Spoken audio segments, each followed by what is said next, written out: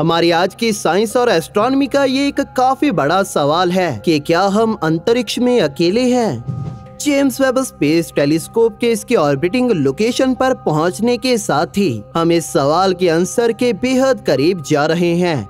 एक नए research paper में ये भी बताया गया है कि कैसे James Webb space telescope exoplanets पर ऐसे एटमॉस्फेयर के साइंस को खोजेगा जो जीवन को सपोर्ट करते होंगे। ऐसा करने के लिए ये ट्रांजिट या रेडियल वेलोसिटी मेथड का इस्तेमाल करेगा, जिसके इस्तेमाल से हम आज एक्सोप्लैनेट्स को खोजते हैं। हमारे इंसानी इतिहास में हम पहली बार इस सवाल के जवाब के इतना करीब हैं कि क्या हमारी गैलेक्सी में और कहीं जीवन मौजूद है। इस सवाल के जवाब की बात करें तो कई फिजिसिस्ट ऐसे हैं जिनके पास इस सवाल का जवाब पहले से है। इन्हीं में से एक है एक इंग्लिश फिजिसिस्ट ब्रायन कॉक्स, जो कि पार्टिकल फिजिक्स के प्रोफेसर हैं और जिन्होंने बीबीसी की कई साइंस सीरीज को होस्ट भी किया है, जिनका IQ लेवल भी 183 के करीब है, यानी कि हमारे कुछ सबसे इंटेलिजेंट इंसानों में से एक। इनकी सक्सेसफुल सीरीज में wonder of the universe, planets and human universe कुछ सबसे फेमस हैं और जिन्हें आपको भी देखना चाहिए। ब्रायन कॉक्स का कहना है कि हमें हमारे सौरमंडल में ही जीवन देखने को मिल सकता है। मैं इस बात से हैरान नहीं होऊंगा कि हमें मंगल पे माइक्रोबियल लाइफ या फिर जुपिटर के किसी चांद या फिर शनि के किसी चांद पर देखने को मिले जहां पर भी पानी मौजूद होगा। अगर आप इसके पीछे का कारण सोच रहे हैं तो इसका रीजन है कि अगर आप पृथ्वी पर जीवन की हिस्ट्री को देखें तो जब पृथ्वी बन रही थी ये एक चट्टानी गोला थी जिसपे जीवन मौजूद नहीं था, लेकिन जैसे जैसे ये ठंडी होती गई हमें इस पे जीवन देखने को मिला। 3.8 बिलियन साल पहले या इससे भी पहले पृथ्वी पर जीवन की शुरुआत हो चुकी थी, जिसके कई सबूत हमें मिले हैं। यानी कि पृथ्वी पर एक लाइन के बाद एक्टिव जियोकेमिस्ट्री बायोकेमिस्ट्री में बदल गई। हमें आज ऐसी प्रॉपर्टीज जैसे टेम्परेचर की रेंज, एसिड और एल्कलाइंस और प्लैनेट्स के ओशन में मौजूद नेचुरल कंडीशंस के बारे में पता है, जिससे कॉम्प्लेक्स कार्बन केमिस्ट्री बन सकती है।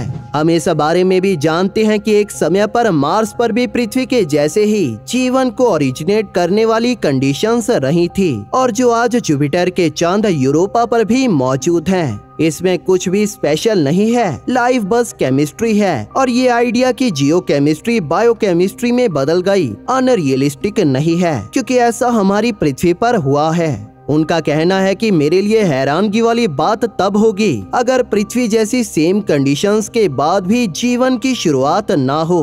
पृथ्वी जैसी कंडीशन होने की वजह से ही हम मार्स में इतना ज्यादा इंटरेस्टेड हैं, क्योंकि हमें पता है कि ये सभी कंडीशंस मंगल पे मौजूद थी। हम ये भी जानते हैं कि मंगल पे रहे समुद्रों के नीचे हाइड्रोथर्मल वेंट्स आज से 3.8 से 4 बिलियन साल पहले मौजूद थे। तो ये जानना बेहद ही खास होगा कि जो भी मैंने कहा है वो पूरी तरह से सही है। और जैसे ही हमें मंगल पे जीवन या इस पे पहले रहे जीवन के संकेत मिलेंगे।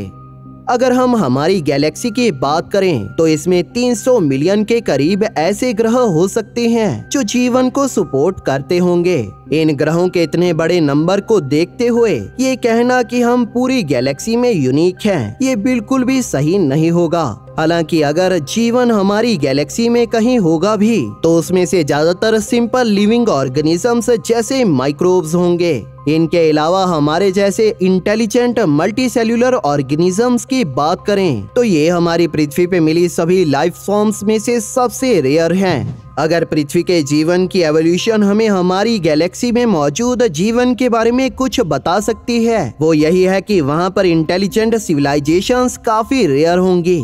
हम पृथ्वी के बारे में एक चीज ये भी जानते हैं कि मान लीजिए 3.8 बिलियन साल पहले इस पर जीवन की शुरुआत हुई, लेकिन पिछले 600 से 700 मिलियन साल पहले इस पे कोई भी कॉम्प्लेक्स मल्टीसेल्युलर ऑर्गेनिजम्स नहीं थी। इस तरह से करीबन 3 बिलियन सालों तक पृथ्वी पे केवल सिंगल सेल्ड ऑर्गेनिजम्स ही थे। और इसी वजह से मैंने कहा है कि माइक्रोब्स हमारी गैलेक्सी में काफी ज्यादा कॉमन होंगे, क्योंकि पृथ्वी पे जीवन की शुरुआत बहुत जल्दी हो गई थी। लेकिन कॉम्प्लेक्स लाइफ या मल्टी सेल्यूलर लाइफ जैसे इंसेक्ट्स, प्लांट्स और इंटेलिजेंस हमारी गैलेक्सी में काफी रेयर हो सकती है। एक नए एनालिसिस के अनुसार हमारी गैलेक्सी के आधे से ज्यादा सितारे हमारे सूर्य के जैसे हैं, जिनके पास पृथ्वी जैसे ग्रह हैं और जो उनके हैबिटेबल जोन में मौजूद हैं, जिनकी सरफेस पर पृथ्वी की तरह तरल पानी मौजूद हो सकता है। इनमें से कुछ ग्रह ऐसे भी हो सकते हैं जिन पे कई एलियन सिविलाइजेशंस मौजूद होंगी। ड्रेक इक्वेशन हमारी गैलेक्सी में डिटेक्टेबल सिविलाइजेशन के नंबर का एस्टिमेट लगाने के लिए 7 फैक्टर्स का इस्तेमाल करती है। इसके वो फैक्टर्स कुछ इस तरह के हैं, जैसे सूर्य जैसे सितारों का वो नंबर जिनके पास एक प्लैनेटरी सिस्टम है और उन प्लैनेटरी सिस्टम में मौजूद हैबिटेबल ग्रहों का नंबर। इसके बाद ये इक्वेशन ये कंसीडर करती है कि सही कंडीशंस होने पर इन ग्रहों पर लाइफ इवॉल्व होती है और आखिर उन लाइफ फॉर्म्स में से कितनी ऐसी टेक्नोलॉजी को डेवलप करती हैं जिससे वो दूसरी सिविलाइजेशन से कांटेक्ट कर पाएं। वैज्ञानिकों को इस सवाल के जवाब को खोजने में 50 से भी ज्यादा साल लगे हैं कि कितने तरह के ग्रह जीवन को पनाह दे सकते हैं। लेकिन अब इससे भी मुश्किल क्वेश्चन का आंसर मिलना बाकी है कि आखिर कितनी एक्स्ट्रा टेरेस्ट्रियल सिविलाइजेशन ऐसी टेक्नोलॉजी को डेवलप करेंगी जिन्हें हम डिटेक्ट कर पाएं और वो कितने लंबे समय तक ऐसे ही बनी रह सकती हैं। अगर हमारी गैलेक्सी की एवोल्यूशन के वक्त इसमें लाखों इंटेलिजेंट सिविलाइजेशंस भी रही होंगी, तो हम उनकी एग्जिस्टेंस का तब तक पता नहीं लगा सकते जब तक हमारी टाइमिंग परफेक्ट ना हो।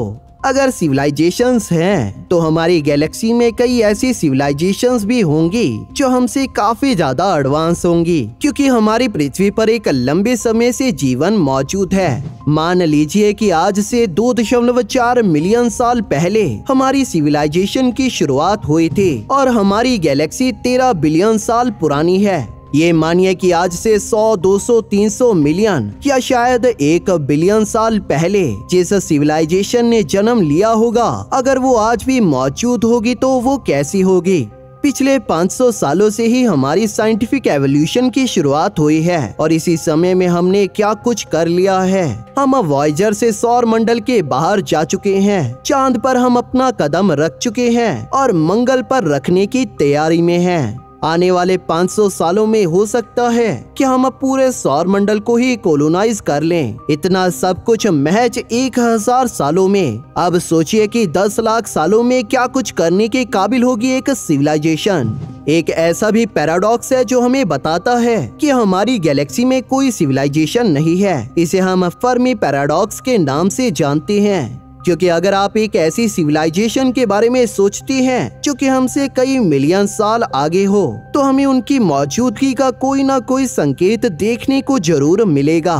अगर हम अगले कुछ 1000 से 10 लाख सालों तक सरवाइव कर पाते हैं, तो हम तब तक पूरी मिल्की वे गैलेक्सी को ही एक्सप्लोर कर रहे होंगे। हमारे पास ऐसे स्पेसक्राफ्ट्स होंगे जिनसे हम नए ग्रहों पर आ जा सकेंगे। इस तरह से हमारी मौजूदगी का सिग्नेचर बाकी सिविलाइजेशंस को विजिबल हो जाएगा।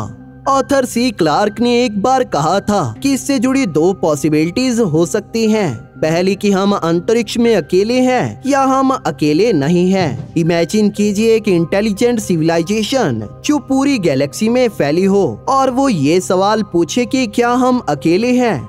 इसका जवाब हाँ हो सकता है अगर वो सिविलाइजेशन उस गैलेक्सी की पहली सिविलाइजेशन हो। ये भी हो सकता है कि हम ही पहली सिविलाइजेशन हो, लेकिन कई लोगों का मानना है कि एलियंस पहले ही हमारी पृथ्वी पर आ चुके हैं। खासकर हाल ही में रिलीज हुई यूएफओ की फुटेज भी इसी और इशारा करती है, लेकिन साइंटिफिक डेटा हमें इसका कोई भी संकेत नहीं देता। आज भी फर्मी पैराडॉक्स एलियन से जुड़ी बहुत बड़ी प्रॉब्लम है, लेकिन मेरा ये मानना है कि हमारी गैलेक्सी में ऐसी बहुत सी सिविलाइजेशंस होगी जो हमारे जितनी एडवांस होंगी। मेरे हिसाब से अब जो काम बचा है वो है इन सिविलाइजेशंस को खोजने का, जो शायद जेम्स वेब स्पेस टेलीस्कोप जरूर पूरा करेगा।